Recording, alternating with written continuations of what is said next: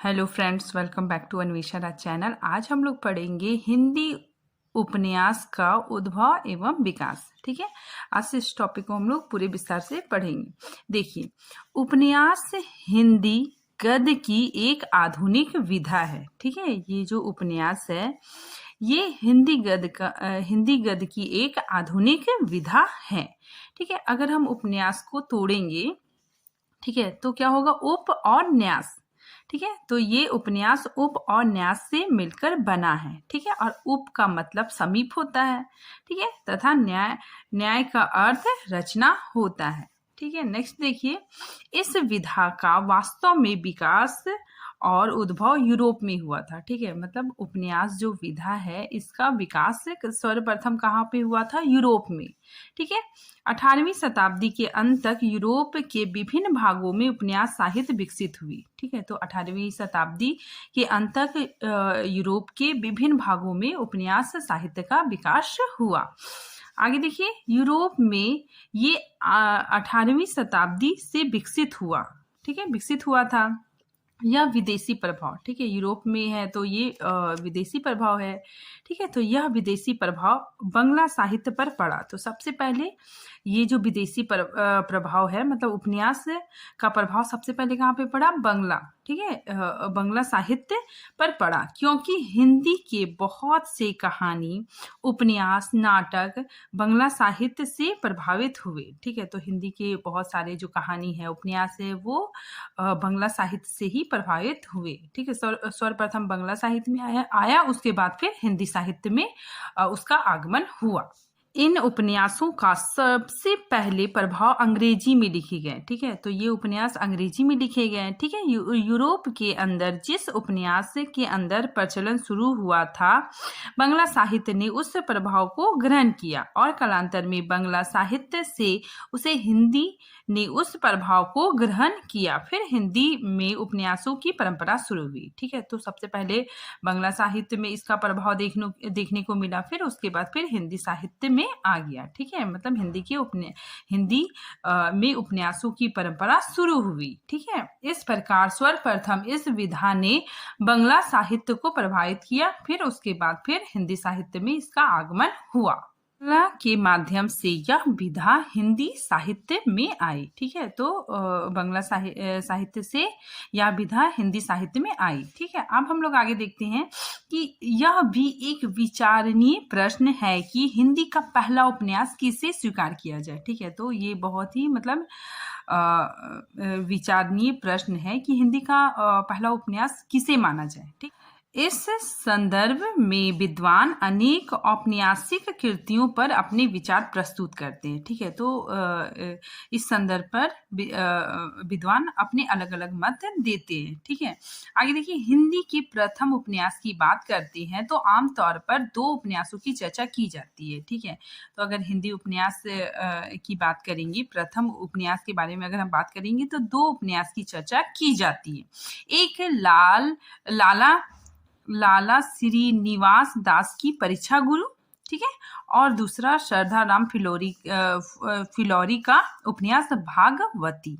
ठीक है, तो कुछ विद्वान परीक्षा गुरु को मानते हैं और कुछ विद्वान भागवती को हिंदी का प्रथम उपन्यास मानते हैं। परीक्षा गुरु, ठीक है, और भागवती हिंदी के दो प्रारंभिक उपन्यास माने जाते हैं। ठीक है ना, तो कुछ विद्वान परीक्षा गुरु को मानते हैं और कुछ विद्वान भागवती को हिंदी का प्रथम उपन्यास मानते हैं। ठीक है, अगर क्वेश्चन आता है कि हिंदी का पहला मौलिक उपन्यास कौन सा है, तो परीक्षा गुरु। ठीक है, लाला श्रीनिवास दास द्वारा रचित परीक्षा गुरु ही पहला प्रथम उपन्यास माना जाता है। ठीक है, लेकिन कुछ विद्वान श्रद्धा राम फिलौरी के उपन्यास भागवती को भी मानते हैं। किसी रचना का काव्य निर्धारण उसके प्रकाशन वर्ष से होता है। ठीक है, मतलब किसी रचना का काव्य निर्धारण उसके प्रकाशन वर्ष से ही माना जाता है। ठीक है, ना कि उनके लेखन वर्ष से माना जाता है। ठीक है, जब वह प्रकाशन होता है तो वह साहित्य बन जाता है। ठीक है, जब कोई कृति को प्रकाशित कर दिया जाता है तो वो साहित्य बन जाता है। ठीक है, इस दृष्टि से परीक्षा गुरु, ठीक है, पहली रचना मानी जाती है। ठीक है, तो ये पहला तर्क है। ठीक है, कि आखिर परीक्षा गुरु को क्यों माना जाए, तो पहला तर्क तर्क यही है कि इसका जो प्रकाशन है वो 1882 ईस्वी में हुआ और भागवती उपन्यास का जो प्रकाशन है 1847 ईस्वी में हुआ। ठीक है, तो इसका प्रकाशन वर्ष 1882 ईस्वी है। ठीक है, तो इस वजह से परीक्षा गुरु को ही प्रथम मौलिक उपन्यास माना जाता है। अगर हम लोग दूसरे तर्क की बात करेंगे तो भागवती में आदर्शवाद है। ठीक है, भागवती जो उपन्यास है उसमें आदर्शवाद है। ठीक है, उपदेशनात्मक चीजें हैं और यथार्थ का कोई भी जिक्र नहीं है। ठीक है, तो भागवती उपन्यास में क्या है कि यथार्थ का कोई भी जिक्र नहीं किया गया है। ठीक है, ये आदर्शवादी है और उपदेशनात्मक चीजें इसमें है। ठीक है, वही दूसरी तरफ हम परीक्षा गुरु की बात करते हैं तो इसमें कहीं ना कहीं सुधारवादी दृष्टिकोण दिखाई देता है। ठीक है, तो इस उपन्यास में सुधारवादी दृष्टिकोण दिखाई पड़ता है और इसमें आधुनिकता का भी भावबोध होता है। ठीक है, तो इस दृष्टि से हिंदी का पहला मौलिक उपन्यास परीक्षा गुरु को माना जाता है। हिंदी उपन्यास के विकास क्रम को समझने के लिए हम इसे 3 भागों में बांट सकते हैं। ठीक है, देखिए सबसे पहले क्या है, प्रेमचंद्र पूर्व युग। ठीक है, मतलब प्रेमचंद्र से पहले का युग। ठीक है, उसके बाद फिर प्रेमचंद्र युग। ठीक है, नेक्स्ट प्रेमचंदोत्तर युग। ठीक है, सबसे पहले हम लोग देखते हैं प्रेमचंद्र पूर्ण युग का उपन्यास साहित्य। ठीक है, चलिए हम लोग इसको देखते हैं कि सन 1870 से सन 1916 तक के उपन्यास को हम प्रेमचंद्र पूर्व युग का उपन्यास मान सकते हैं। ठीक है, प्रेमचंद पूर्ण उपन्यास लेखन की परंपरा में दो ही प्रवृत्तियां उभर कर आई है। ठीक है, मतलब प्रेमचंद्र पूर्व उपन्यास में 2 प्रवृत्तियां हमें देखने को मिलती है। ठीक है, एक उपदेशनात्मक और दूसरा मनोरंजनात्मक। ठीक है, तो इस उपन्यास में उपदेश ज्यादा प्रधान है और मनोरंजन को प्रधान मानकर उपन्यास लिखे गए हैं। ठीक है, देखिए इस युग के उपन्यास को हम 5 वर्गों में बांट सकते हैं। सामाजिक उपन्यास, नेक्स्ट तिलिस्मी और ऐतिहासिक उपन्यास, नेक्स्ट जासूसी उपन्यास, नेक्स्ट प्रेमाख्यानक उपन्यास और ऐतिहासिक उपन्यास। ठीक है, तो इस तरह के उपन्यास पाए जाते हैं। ठीक है, सबसे पहले हम लोग देखते हैं सामाजिक उपन्यास। सामाजिक उपन्यास क्या है? सामाजिक उपन्यास में नैतिकता तथा उद्देश्यनात्मकता की स्पष्ट झलक देखने को मिलती है। ठीक है, तो सामाजिक उपन्यास में हमें नैतिकता की बातें, उपदेश की बातें देखने को मिलती है। ठीक है, सरदाराम फुलौरी की भागवती सामाजिक उपन्यास है। लाल श्री निवास दास का उपन्यास परीक्षा गुरु भी सामाजिक उपन्यास है। फिर नेक्स्ट बाल कृष्ण भट्ट का नूतन ब्रह्मचारी। ठीक है, किशोरी लाल का हृदय हरिणी। ठीक है, तो ये भी क्या है, सामाजिक उपन्यास है। ये उपन्यास सामाजिक उपन्यास के अंतर्गत आते हैं। ठीक है, तो ये सारे उपन्यास सामाजिक उपन्यास के अंतर्गत आते हैं और समाज की समस्याओं पर केंद्रित उपन्यास है।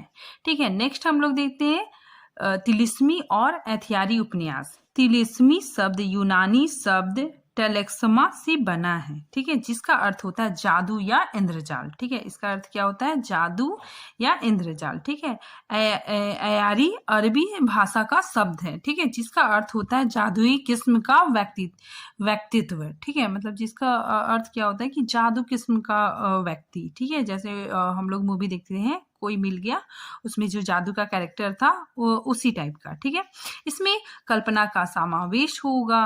ठीक है, यथार्थ का कोई समावेश नहीं होगा। ठीक है, कोई सामाजिक चीजें नहीं, केवल इसमें उपदेश मनोरंजन होगा। ठीक है, इस तरह के उपन्यास में क्या होता है कि इसमें सामाजिक चीजें नहीं होती है। ठीक है, और इसमें केवल मनोरंजन होता है। ठीक है, ये उपन्यास बेहद रोमांचकारी व कल्पना प्रधान होते हैं। ठीक है, किंतु इसमें यथार्थ की छाया नजर नहीं आती है। ठीक है, लेकिन इसमें वास्तविकता कुछ भी नहीं होता। आगे देखिए, उपन्यास तिलिस्मी अथवा ऐन्द्रजालिक कथाओं।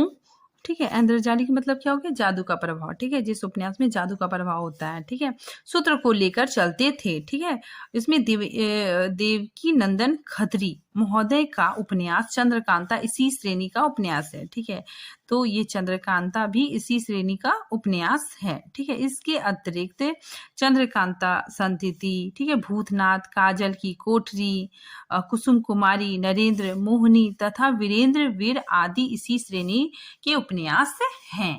ठीक है, आगे देखिए चंद्रकांता उपन्यास। ठीक है, कांता उपन्यास जो देवकी नंदन खत्री द्वारा रचित उपन्यास है। इस उपन्यास को पढ़ने के लिए लाखों लोगों ने हिंदी भाषा सीखी थी। ठीक है, नेक्स्ट हम लोग देखते हैं जासूसी उपन्यास। ठीक है, जासूसी उपन्यास की धारा बाबू गोपाल राय गहमरी से शुरू हुई। ठीक है, गहमरी जी के निम्नलिखित उपन्यास है। ठीक है, जासूसी उपन्यास मतलब जिसमें जासूसी टाइप्स का होता था। ठीक है, उस तरह के उपन्यास जासूसी उपन्यास कहलाते हैं। ठीक है, देखिए इसमें जो रचनाएं हैं, अद्भुत लाश, ठीक है, सरकटी काश, जासूस की भूल, जासूस पर जासूस। ठीक है, आगे देखिए किशोरी लाल गोस्वामी कृत जासूसी उपन्यास। ठीक है, तो किशोरी लाल गोस्वामी ने किस तरह के जासूसी उपन्यास लिखे, देखिए जिंदे की लाश, ठीक है, तिलिस्मी शीश महल, ठीक है, लीलावती और याकूत तख्ती। ठीक है, तो ये सारे जासूसी उपन्यास हैं। प्रेमाख्यानक उपन्यास। ठीक है, सामाजिक उपन्यासों को छोड़कर बाकी जितने भी उपन्यास रहे उसमें कहीं ना कहीं प्रेम का झलक देखने को मिलता है। ठीक है, जिसमें प्रेम का झलक देखने को मिलता है वही प्रेमाख्यानक उपन्यास होते हैं। ठीक है, यहाँ तक कि तिलिस्मी और यारी उपन्यास में भी प्रेम की झलक देखने को मिलती है। ऐतिहासिक उपन्यास। इन उपन्यासों में हालांकि ऐतिहासिक पात्रों और घटनाओं का चित्रण हुआ, फिर भी इन्हें सही मायने में ऐतिहासिक उपन्यास नहीं कहा जा सकता। ठीक है, मतलब इसमें ऐतिहासिक पात्र, ऐतिहासिक घटनाओं का वर्णन हुआ है, फिर भी इसे मतलब सही मायने में ऐतिहासिक उपन्यास नहीं कहा जा सकता। क्यों? देखिए, क्योंकि इन लेखकों की प्रवृत्ति इतिहास लिखना कम, ठीक है, मतलब इन लेखकों की प्रवृत्ति इतिहास लिखना कम, ठीक है, प्रेम प्रसंगों का वर्णन करना, ठीक है, विलास लीलाओं का वर्णन करना, ठीक है, रहस्य रोमांच का वर्णन करना ज्यादा था। ठीक है,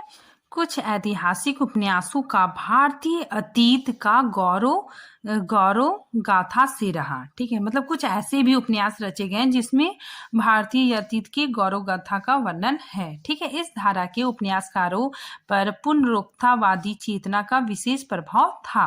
ठीक है, मतलब इस प्रकार के जो उपन्यास थे उसमें मतलब पुण्य जागरण का वर्णन था। ठीक है, ऐतिहासिक पात्रों को आधार बनाकर राष्ट्रीय सामाजिक जागरण का प्रयास करने वाले उपन्यासकार थे। ठीक है, तो ऐतिहासिक पात्रों को आधार बनाकर राष्ट्रीय सामाजिक चेतना का भी प्रयास किया गया। ठीक है, इसमें देखिए सजात मेरे देव, वान भट्ट की आत्मकथा, नील दर्पण उस दौर के कुछ महत्वपूर्ण उपन्यास रहे।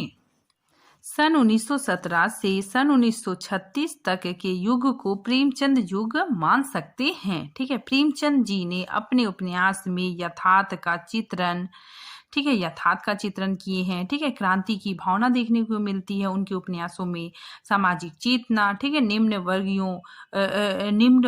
वर्ग का भी चित्रण देखने को मिलता है, कृषि समस्या आदि विषयों पर उपन्यास लिखे हैं। प्रेमचंद्र जी ने पुराने विषयों को छोड़कर नए विषय पर विचार किया है। ठीक है, सामाजिक चेतना के बारे में बात की है, सामाजिक समस्याओं को उजागर किया है अपने उपन्यास में। ठीक है, नारी चेतना, कृषि समस्या को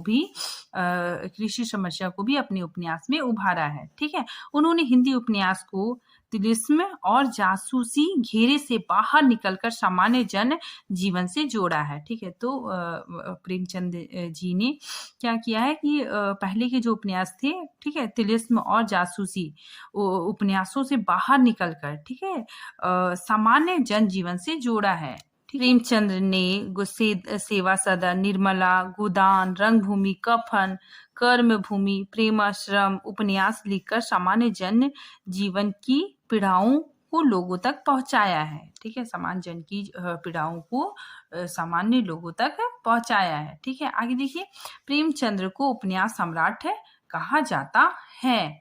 नेक्स्ट, प्रेमचंद्र युग के अन्य प्रसिद्ध उपन्यासकार, ठीक है, ये प्रेमचंद्र युग की अन्य प्रसिद्ध उपन्यासकार कौन कौन है देखिए, विशंभर नाथ शर्मा, कौशिक, जयशंकर प्रसाद, वृंदावन लाल वर्मा और सिया शरण गुप्त आदि। ठीक है, फिर नेक्स्ट हम लोग देखते हैं जयशंकर प्रसाद। जयशंकर प्रसाद दूसरे बड़े उपन्यासकार के रूप में माने जाते हैं। ठीक है, इनकी रचना कंकाल, तितली और इरावती है। प्रेमचंदोत्तर युग के उपन्यास साहित्य, ठीक है, मतलब प्रेमचंद्र के बाद, ठीक है, प्रेमचंद्र के बाद के युग का उपन्यास साहित्य। ठीक है, देखिए इस युग में हिंदी उपन्यास का अत्यधिक विकास हुआ। ठीक है, इस युग में क्या हो गया, हिंदी उपन्यास का अत्यधिक विकास हुआ। ठीक है, सामाजिक, ऐतिहासिक, मनोवैज्ञानिक तथा आंचलिक उपन्यास काफी संख्या में लिखे गए। ठीक है, मतलब इसमें सामाजिक, ऐतिहासिक, मनोवैज्ञानिक और आंचलिक उपन्यास भी काफी संख्या में लिखे गए। ठीक है, इस काल के भगवती चरण वर्मा ने चित्रलेखा उपन्यास लिखकर नवीन दिशा की शुरुआत की। ठीक है, आगे देखिए हिंदी के मनोवैज्ञानिक उपन्यास इसी काल में लिखे गए। ठीक है, तो हिंदी में जो मनोवैज्ञानिक उपन्यास थे वो इसी काल में लिखे गए। ठीक है, और इलाचंद जोशी ने लज्जा, सन्यासी, प्रेत और छाया जैसे श्रेष्ठ मनोविश्लेषणात्मक उपन्यास लिखे। ठीक है, इस परंपरा को आगे बढ़ाने का कार्य जैनेन्द्र ने किया। ठीक है, सुनीता परख, त्याग पत्र इनकी प्रसिद्ध उपन्यास है। ठीक है, आगे देखिए अज्ञानी शिखर एक जीवनी, ये भी बहुत प्रसिद्ध उपन्यास है। ठीक है, तो अज्ञानी शिखर एक जीवनी प्रसिद्ध मनोवैज्ञानिक उपन्यास लिखे। ठीक है, तो इस समय क्या होने लगे थे, मनोवैज्ञानिक उपन्यास लिखे जाने लगे थे। ठीक है, आगे देखिए इस युग में मार्क्सवाद से प्रभावित उपन्यास भी लिखे गए।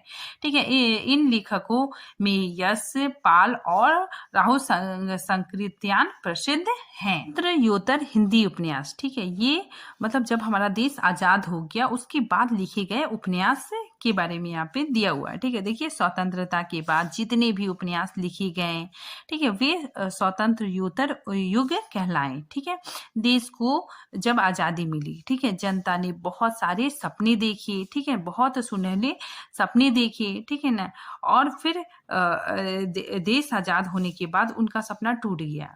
ठीक है, मतलब उन्होंने जो सपने देखे थे वो सपना पूरा नहीं हो गया। ठीक है, लोगों में मोह भंग की स्थिति उत्पन्न हो गई। ठीक है, उनके सपने जिस तरह से टूटे, ठीक है, उन सभी विषयों पर बहुत सारे उपन्यास लिखे गए। ठीक है, जो स्वतंत्रोत्तर उपन्यास के रूप में देखे जा सकते हैं। आगे देखिए इस युग के प्रमुख उपन्यासकार यशपाल, ठीक है ना, कृष्ण बलदेव, भीष्म सहानी हैं। यहाँ पे देखिए स्वतंत्रोत्तर उपन्यास में क्या था कि देश की जनता ने बहुत सारे सपने देखे थे। ठीक है, कि हमारा देश आजाद होगा, अच्छे दिन आएंगे, लेकिन ऐसा कुछ भी नहीं हुआ। ठीक है ना, अपने ही लोग, ठीक है, अपने ही नेता, मतलब उन लोगों में ही मतलब भ्रष्टाचार आ गया। ठीक है, वे मतलब जनता को परेशान करने लग गए। ठीक है, मतलब कोई भी सुधार नहीं हुआ। ठीक है, तो उस तरह की जिस तरह उपन्यास लिखे गए वे स्वतंत्रोत्तर हिंदी उपन्यास कहे जा सकते हैं। ठीक है, आगे देखिए इस युग में रची गई प्रमुख उपन्यास झूठा सच, ठीक है, गिरह युद्ध, ठीक है, गुजरा हुआ, छोटे की बस्ती आदि है। अब हम लोग देखते हैं हिंदी उपन्यास की परंपरा और यथार्थवाद। ठीक है, मतलब हिंदी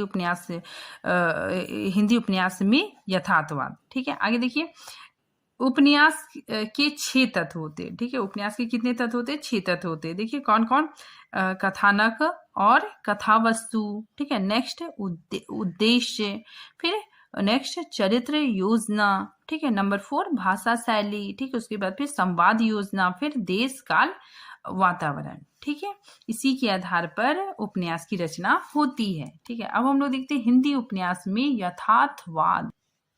उपन्यास का मूल संबंध यथार्थवाद से माना जाता है। ठीक है, मतलब उपन्यास का मूल संबंध यथार्थवाद से माना जाता है। ठीक है, उपन्यास अपने जन्म के समय पूर्णतः यथार्थवाद नहीं था। ठीक है, जब उपन्यास का जन्म हुआ था तो उसमें यथार्थवाद बिल्कुल मतलब नहीं था। ठीक है, कोई भी था जब जन्म लेती है तो वह संक्रमण काल से उसे गुजरना पड़ता है। ठीक है, उस काल में पिछली अवस्था के लक्षण बचे रहते हैं। ठीक है, तो जब उपन्यास का जन्म हुआ था तो वो भी संक्रमण काल में थी। ठीक है, शैशवावस्था में थी।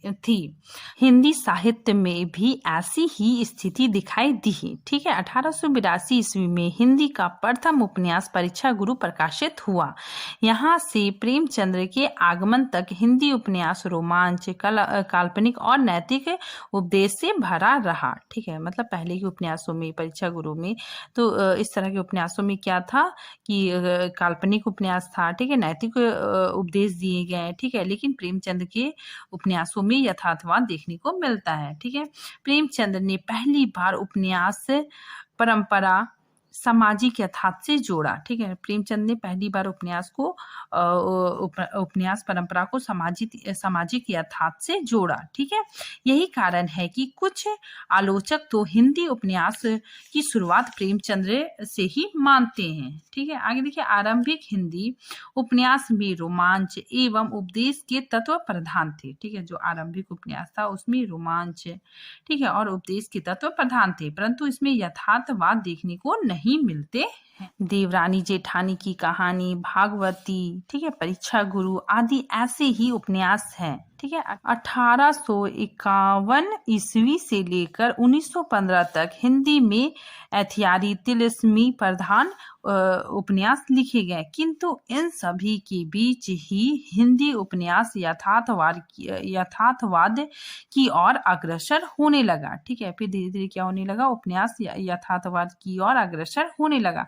प्रेमचंद्र पूर्व युग के उपन्यासकार भुवनेश्वर मिश्र, ठीक है, ब्रज नंदन सहाय हिंदी उपन्यास को यथार्थवाद की ओर ले जाने का प्रयास शुरू कर दिए। ठीक है, मतलब प्रेमचंद्र पूर्व से युग जो भुवनेश्वर नाथ मिश्र थे, ब्रज नंदन सहाय थे, ये लोग हिंदी उपन्यास को यथार्थवाद की ओर ले जाने का प्रयत्न शुरू कर दिया। ठीक है, नेक्स्ट देखिए, भुवनेश्वर मिश्र प्रेमचंद्र पूर्व युग के सर्वश्रेष्ठ यथार्थवाद उपन्यासकार माने जाते हैं। ठीक है, मतलब प्रेमचंद्र पूर्व युग, ठीक है, प्रेमचंद पूर्व युग के सर्वश्रेष्ठ यथार्थवादी उपन्यास कौन माने जाते हैं, भुवनेश्वर मिश्र। ठीक है, आगे देखिए, हिंदी उपन्यास को ठोस स्तर पर यथार्थवाद से जोड़ने का काम प्रेमचंद्र जी ने किया।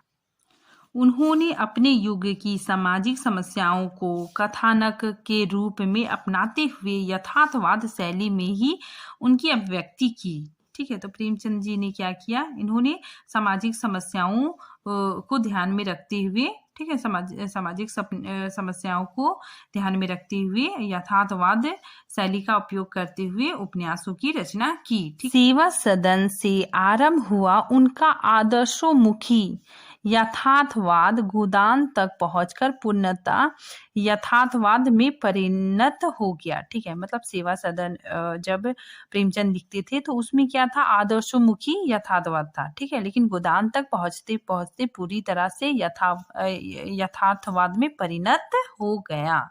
आगे देखिए, प्रेमचंद्र के बाद यथार्थवाद और हिंदी उपन्यास का रिश्ता कायम रहा। ठीक है, मतलब प्रेमचंद्र के बाद जब प्रेमचंद की मृत्यु हो गई, ठीक है, उसके बाद भी यथार्थवाद और हिंदी उपन्यास का रिश्ता कायम रहा। ठीक है, प्रत्येक उपन्यासकार ने यथार्थ को अपना उपन्यास में जगह दी। ठीक है, तो प्रत्येक उपन्यासकार ने अपने उपन्यास में यथार्थवाद को जगह दी। ठीक है, यही कारण है कि प्रेमचंद के बाद हिंदी उपन्यास का इतिहास वस्तुतः यथार्थवाद के विभिन्न प्रारूपों का ही इतिहास है।